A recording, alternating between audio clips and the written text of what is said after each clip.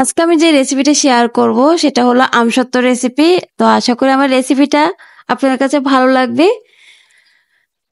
আসসালামু আলাইকুম everyone, welcome to Ayesha's kitchen CTG. তো আমি এখানে কিছু টক মিষ্টি পাকা আম বেছে নিয়েছি কেটে। এগুলো এখন আমি একটা চুলায় বসিয়ে দিব পাত্রে। তো তার আগে আমি এখানে কিছু বিট লবণ দিব আর দেব সামান্য একটু চিনি।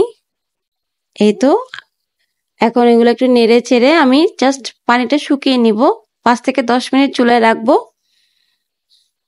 এই কাজটা বেশিক্ষণ করব না। এখন আমি একটা ব্লেন্ডার জারে নিয়ে এগুলো ব্লেন্ড করে নিব।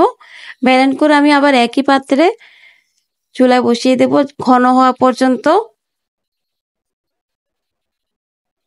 এই তো অনবরত নাড়তে হবে এই কাজটা করার সময়।